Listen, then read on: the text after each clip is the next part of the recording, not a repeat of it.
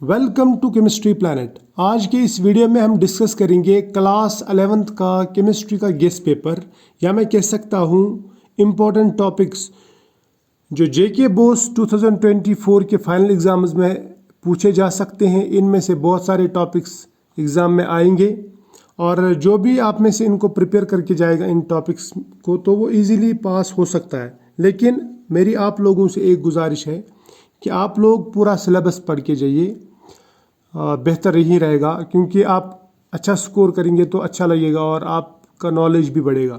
फिर भी अगर आप प्रिपेयर नहीं कर पाए हैं तो ये टॉपिक्स आप प्रिपेयर करके जाइए तो आप इजीली पास हो सकते हैं। इसमें सबसे पहला टॉपिक जो पहले यूनिट से वो है लॉ ऑफ केमिकल कम्बिनेशन और लॉ ऑफ मल्टीपल प्रपोर्शन। तो इसमें इसके चांसेस ज़्यादा हैं, लेकिन आप दोनों पढ़ के जाइएगा। उसके बाद में एम्पायरिकल फार्मूला और मॉलिक्यूलर फार्मूला आप प्रिपेयर करके जाएंगे, ज़रूर पढ़ के जाएंगे। उसके बाद में Rutherford's nuclear model of atom, ये भी आप पढ़ के जाना।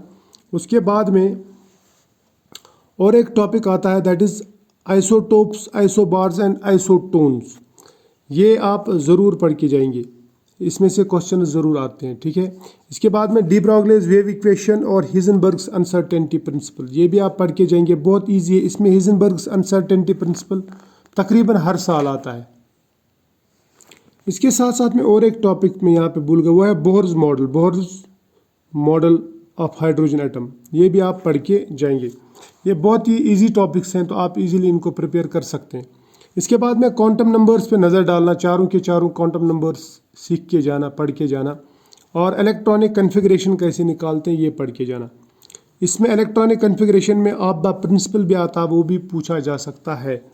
तो ये टॉपिक्स आप पढ़ के जाएंगे।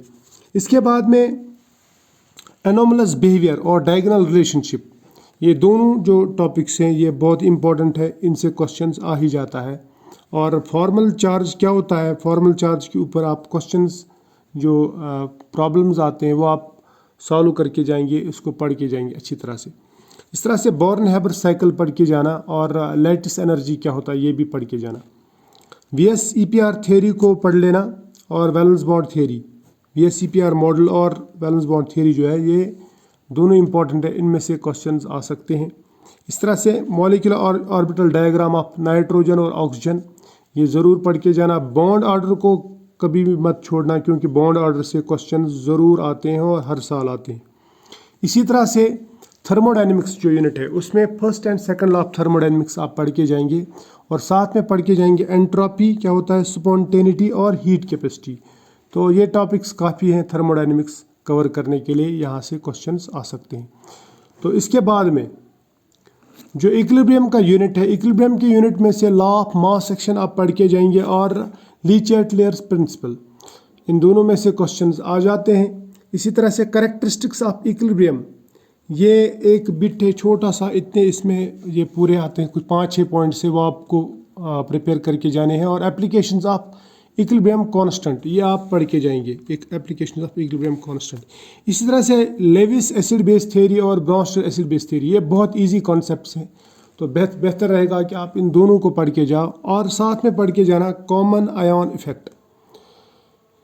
इस तरह से pH क्या होता है, pH स्केल, और इसके ऊपर जो न्यूमेरिकल्स हैं उनको भी एक बार नज़र मारना अगर आपको टाइम मिला तो। लेकिन इन टॉपिक्स को भूलना मत, लेविस और ब्रॉन्स्टर एसिड बेस कॉन्सेप्ट्स और कॉमन आयन इफेक्ट। इस तरह से जो रेडॉक्स का पोर्शन है उसमें ऑक्सीडेशन नंबर कैसे कैलकुलेट होता है, कैसे निकालते हैं, वो पढ़ के जाना, ऑक्सीडेशन स्टेट वगैरह पढ़ के जाना। अब ऑर्गेनिक की बात आती है ना, दूसरी बुक जो आपके पास में, उसमें से भी क्वेश्चंस आते हैं। इसमें कुछ 4-5 क्वेश्चंस मैंने उठाए हैं, खासकर इसमें से इंडक्टिव इफेक्ट, हाइपर कंजुगेशन और रेजोनेंस यानी इलेक्ट्रॉनिक इफेक्ट्स, इनको पढ़ के जाना।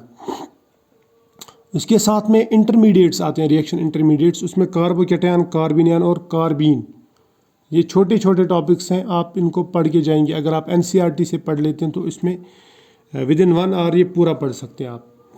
इसी तरह से नॉमेनक्लेचर अगर आपको आता है तो बेटर रहेगा कि उस पर नज़र मारें, उसको सीख के जाएं। अगर नहीं आता तो छोड़ भी सकते हैं इसमें से, लेकिन क्वेश्चन आ सकता है, एक क्वेश्चन ज़रूर आता है इसमें। अगर आप छोड़ना भी चाहें तो कोई टेंशन नहीं आता है तो छोड़ दो।